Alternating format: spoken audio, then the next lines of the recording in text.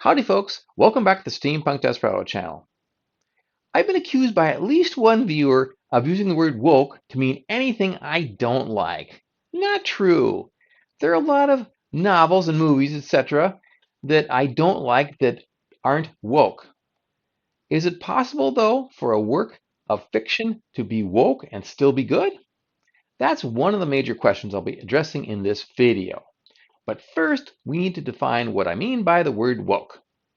The term was originally Black American slang meaning aware of racial prejudice, but it eventually expanded to include every group with a grievance, every group except, of course, the ultimate oppressors, straight white males. That's where wokeness became a negative thing. Instead of being about raising consciousness and solidarity with one's own ethnic group, it became a cult of rejecting the existing order and casting blame, preferably on those oppressors.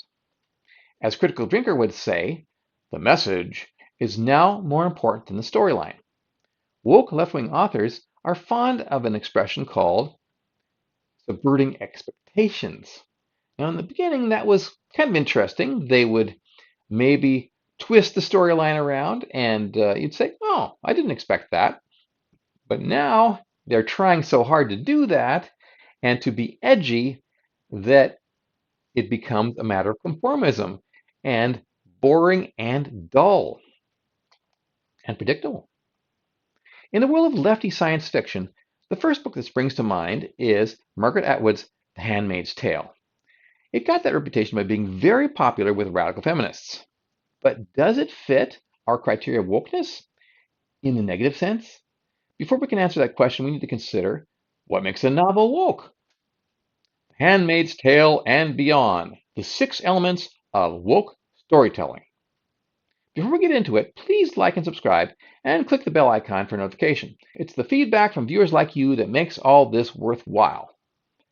I have identified 6 elements of woke writing in the current year, and I want to stress that this is a matter of degree. There's nothing wrong with fiction with a message, as long as that message doesn't outweigh the good elements of the story.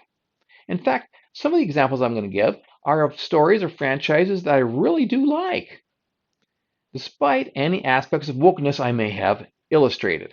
So without further ado, here are the 6 elements. Number 1, heroes and villains. Heroes and villains are assigned according to group identity.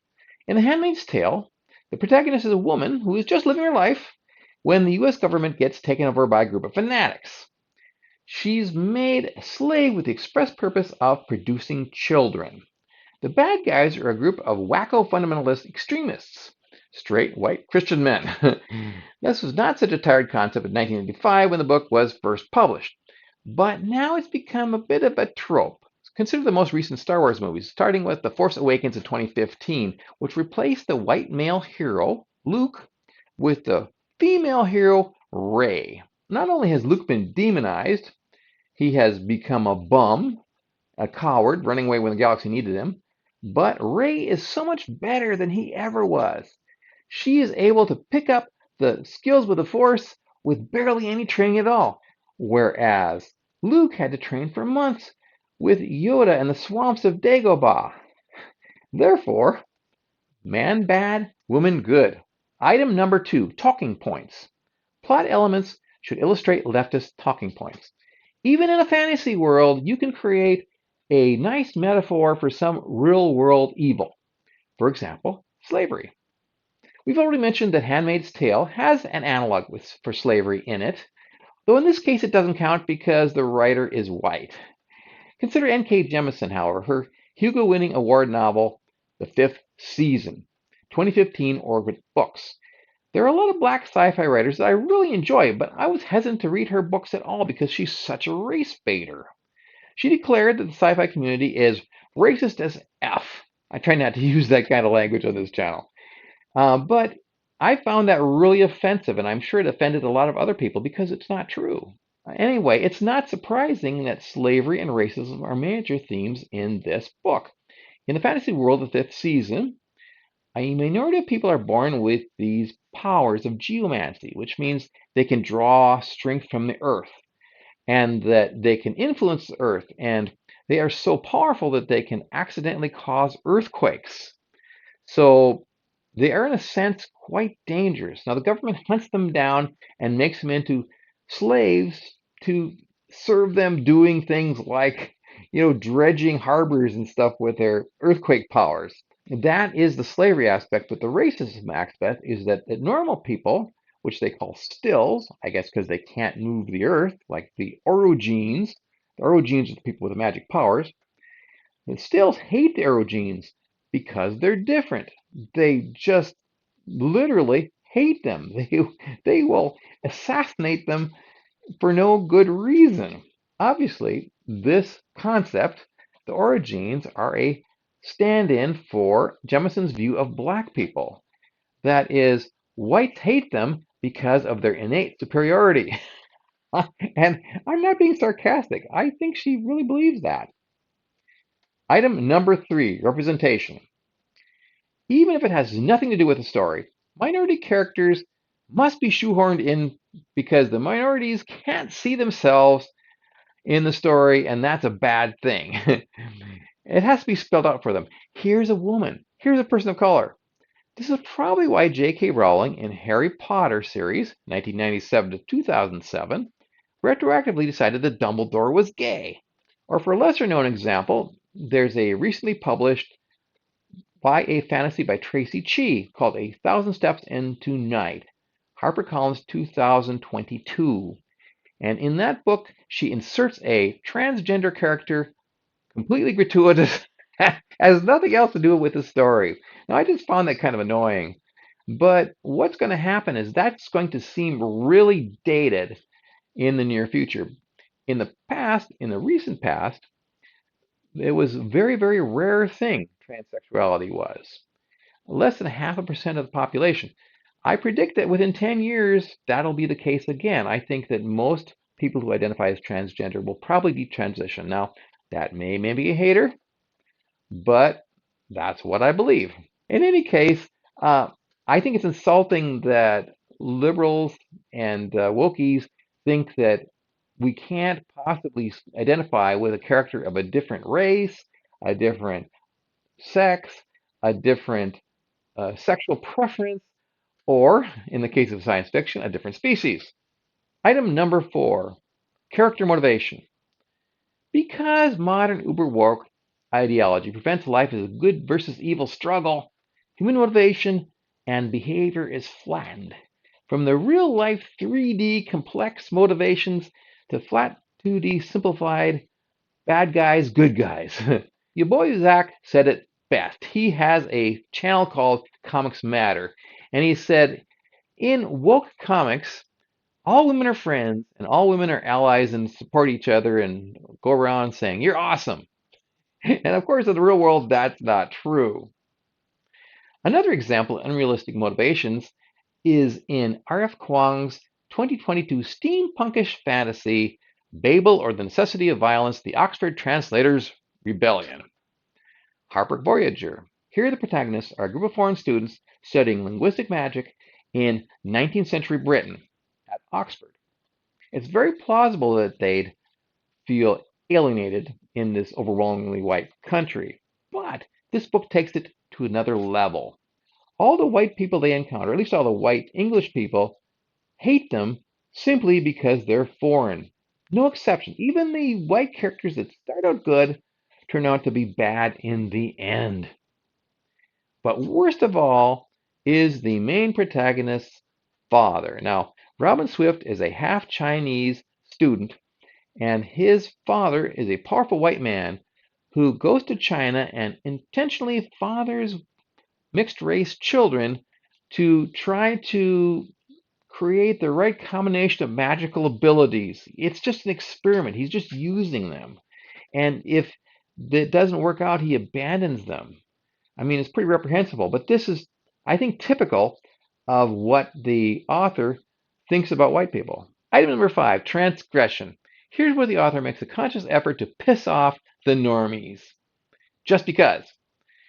My example in this case is the token male for this video, Philip Pullman. His Dark Materials trilogy was written specifically as refutation to C.S. Lewis's Christian fiction. and thus he includes specifically anti-Christian themes. In the alternate mention where the first book, The Golden Compass, 2001 Yearling, takes place, all humans have a companion spirit in animal form, and they are called daemons, or demon almost. I can't imagine that word selection was arbitrary. Plus, in the third book, The Amber Spyglass, 2003, we discover that the ultimate villain is none other than the Supreme Being. Yes. Now, as an agnostic, I have no problem with the storyline. It's a bit wacky, but it's different. But I do have a problem with the characterization of God as both malevolent and pathetic. That's a serious writing flaw. It's bad form to have a character who is both threatening and easily dispatched. I'm sure there's a lot more examples of this, but this one's so good, I think that's enough.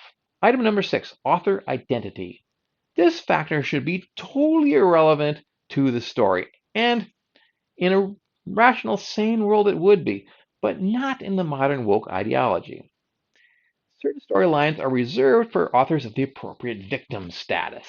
For example, in 2017, Laurie Forrest published a YA fantasy novel called The Black Witch.